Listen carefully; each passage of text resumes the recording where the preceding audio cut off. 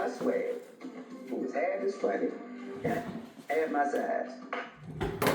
What's going on? Anthony M on the check-in. This story is when I was my first 2 years on the job. This all happened within the first 2 years. So in Washington Heights on 172nd Street, there was a Rite Aid and a Citibank ATM. It was like, connected together, one store. I don't know if it's still there now. I haven't been in the Heights in years. But anyway, that's why you do my banking. I would go in there, do my transactions, and sometimes you would have the homeless sleeping there. Now, this particular homeless guy, he was known to us in the 3-3. You always see the regular same people over and over and over again. He was a white male, heavy set. I don't remember his name, but he used to sleep in there sometime, and I used to see him. Hell, a couple of times I even gave him a buck or two. You know what I'm saying? Especially if I had to go to Rite Aid, I'll bring out some change and just give it to him or whatever. So one particular day I go in and he sees me, and I'm sure he saw me in uniform as well, but I don't know if he made 2 and 2 together. But he sees me and he looks at me and he says, are you Dominicano or Africano? So I look at him like, where does this come from? I said, nah, I'm Black American.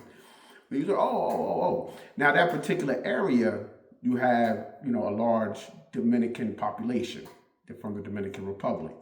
So I get why he was asking, but I was like, okay, where's this conversation going? But I know he's a homeless guy and dealing with other issues. He's also been arrested before a couple of times, for drugs.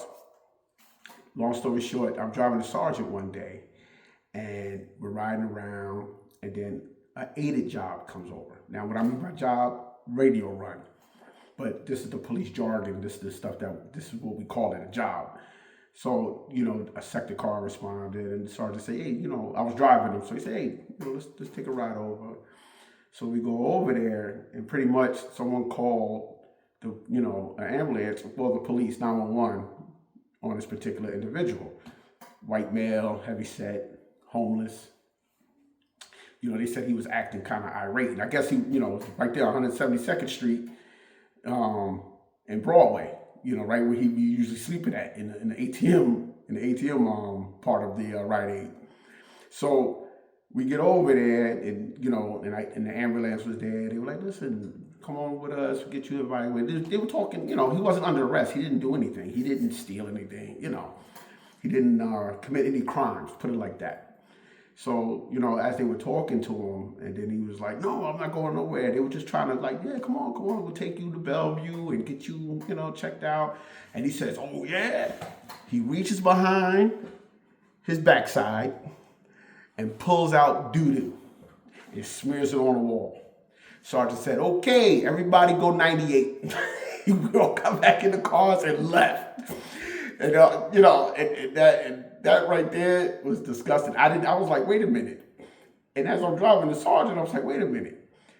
I said, obviously, their feces were there in his pants. When we got there, he didn't just, let it rip right then and there. He was like, I know. So we just left. I don't know what it is about a lot of these homeless people. I don't know if they walk around with doo-doo in their pants. Because there was another time, fast forward, I was in narcotics at this time. I had North Narcotics, and we were doing a buy and bust operation in the confines of the 30th precinct, okay? Those of you who have never heard of the 30th precinct, it's very famous. It's known as the Dirty 30. You could definitely look that up.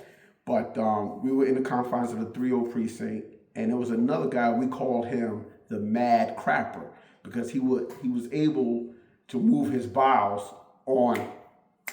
I remember a sector car arrested him, and he boo-booed in his pants in the sector car. Because now, when they do that, you definitely got to take him to the hospital. You're not bringing them to the precinct like that. You know what I mean? So it was just, So I never understood that. I'm like, how? How can you just move your bowels like that?